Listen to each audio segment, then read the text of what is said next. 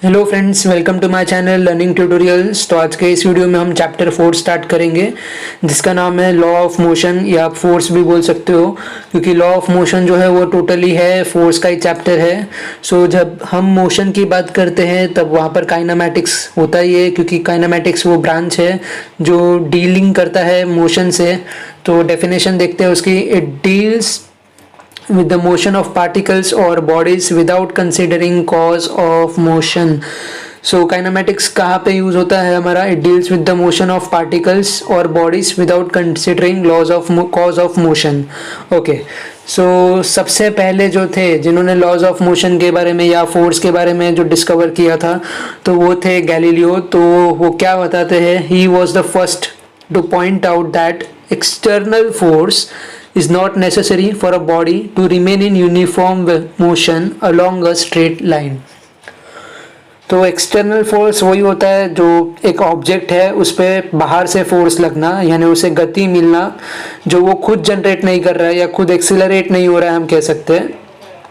सो उसका कहने का क्या मतलब है? It is not necessary for a body to remain in uniform motion along a straight line.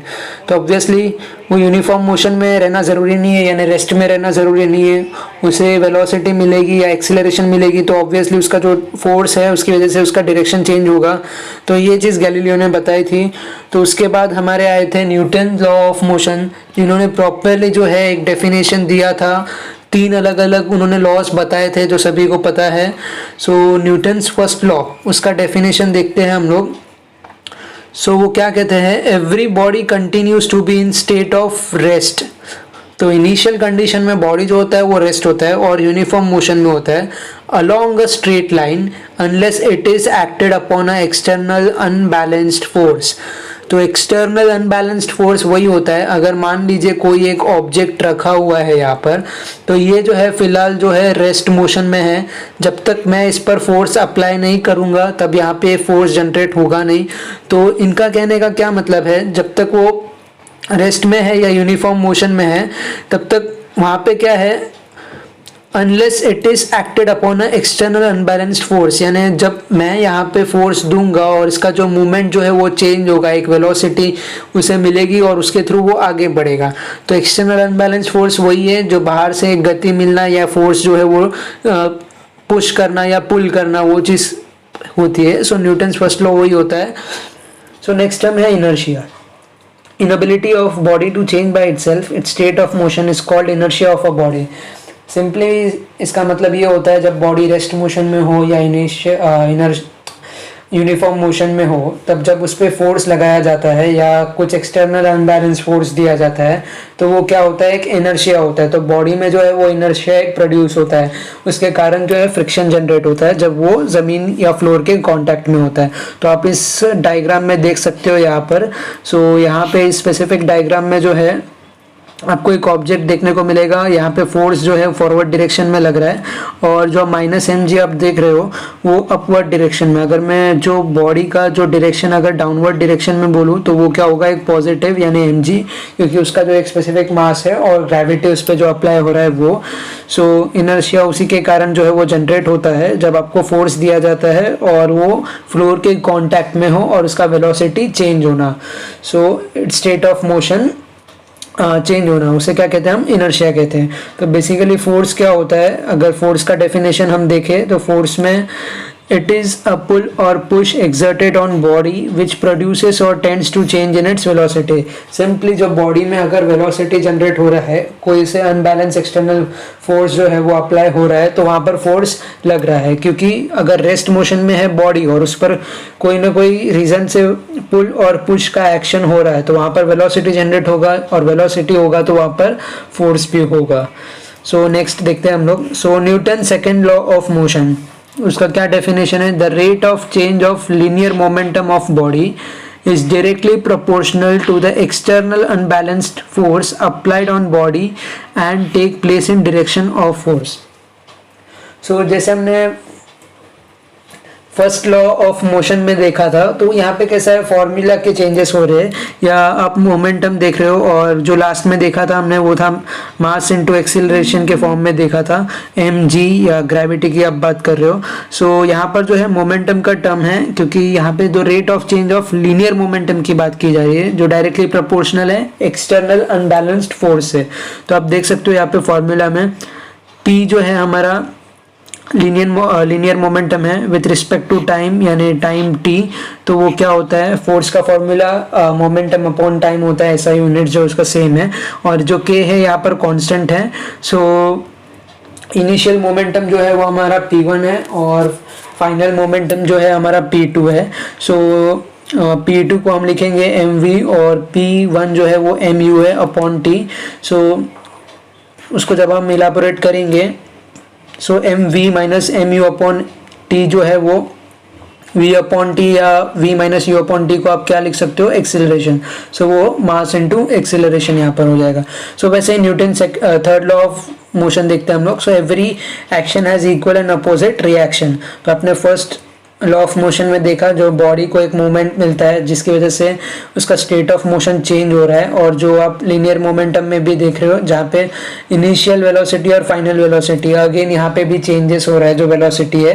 तो इसका क्या मतलब होता है, जो भी बॉडी पे आप एक्शन दे रहे हो उसका कुछ ना कुछ इक्वल रिएक्शन होगा, बट वो क्या होगा, ऑपोजिट डायरेक्शन में होगा।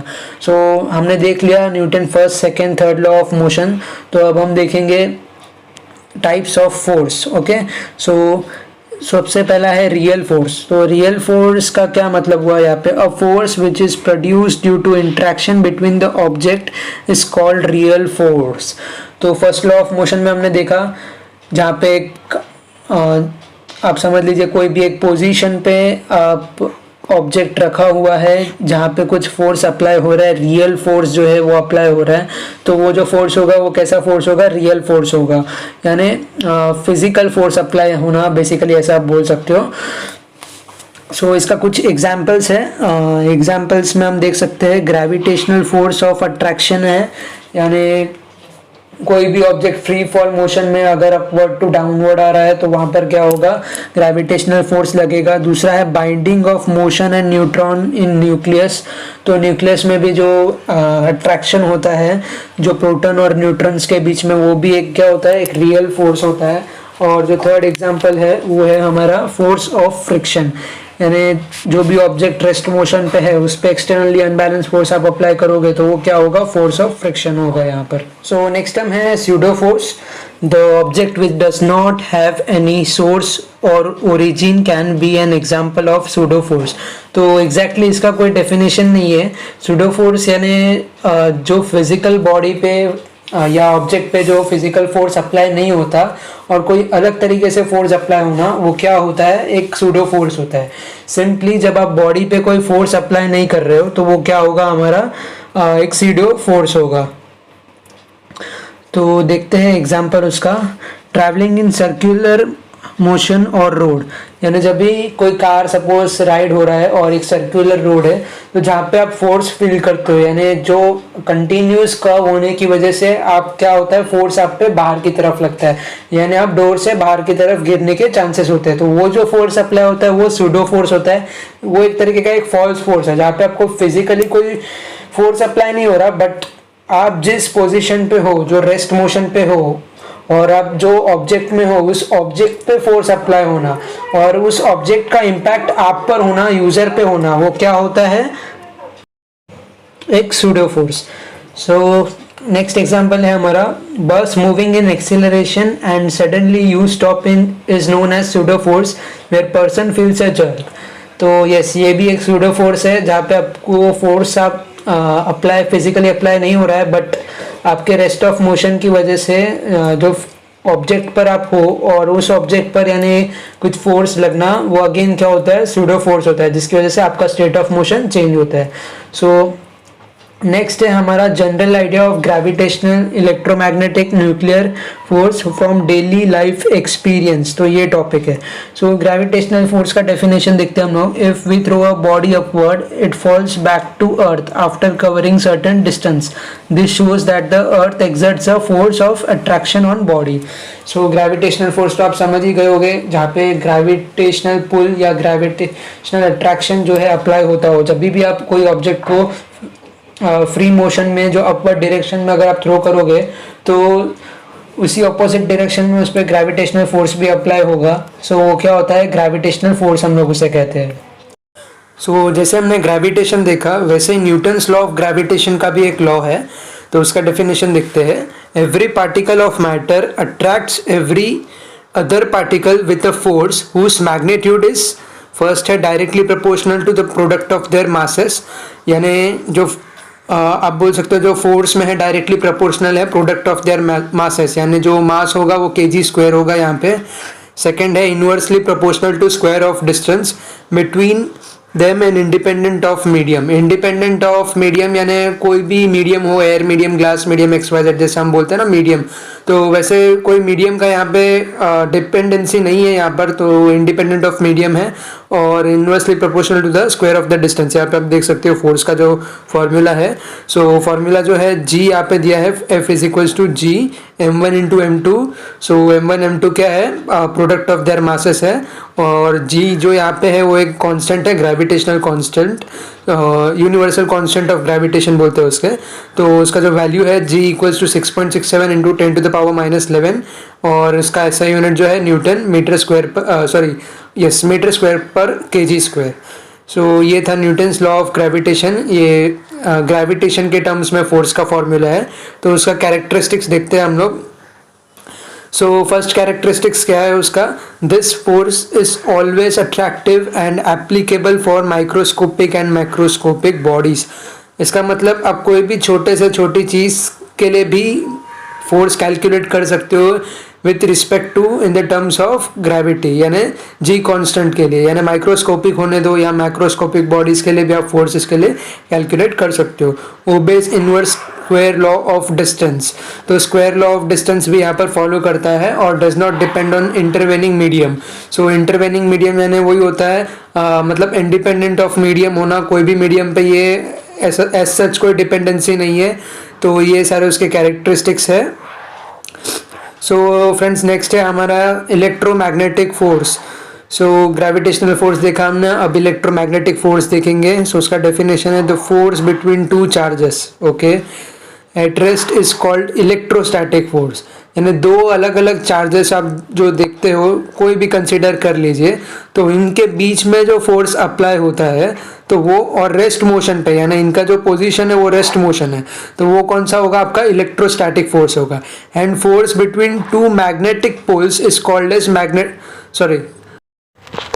सो force between two magnetic poles is called as magnetic force आएगा। सो ये पोल्स कट करके आप यहाँ पे फोर्स देख लीजिए okay. So force between electric charges in relative motion are called electromagnetic force. So जो इलेक्ट्रिक चार्जेस होते हैं, जो अलग अलग चार्जेस के बीच में जो आपको रिलेटिव मोशन देखने को मिलता है, तो उनमें जो फोर्स होता है, फोर्स का पुल होता है, वो कौन सा होता है, इलेक्ट्रोमैग्नेटिक फोर्स होता है वो। तो उसका कैरेक्टरिस्टिक भी हम लोग, तो उसका फर्स्ट कैरेक्टरिस्टिक्स है दिस फोर्सेस आर अट्रैक्टिव और रिपल्सिव वंस। सो जो फोर्स है वो अट्रैक्ट भी होता है और रिपल्स भी होता है।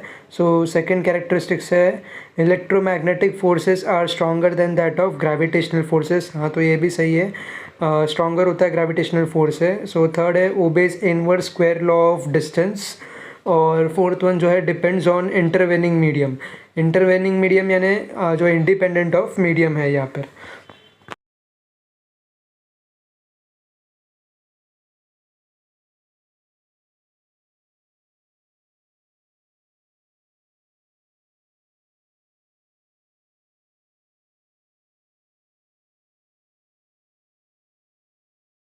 सो नेक्स्ट जो पॉइंट है वो है the force of weak interaction which results in DK of man unstable nuclear.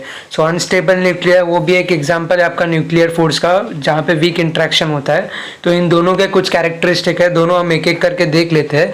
So nuclear force के कैरेक्टरिस्टिक स्ट्रॉन्ग एंड वीक के लिए एक डिस्टिंग्विश बनाया हुआ है, डिफरेंस बिटवीन की है। सो फर्स्ट कैरेक्टरिस्टिक्स है न्यूक्लियर फोर्स स्ट्रॉन्ग के लिए, it is attractive, short range, 10 to the power -14 metre, act between 2 elementary particles.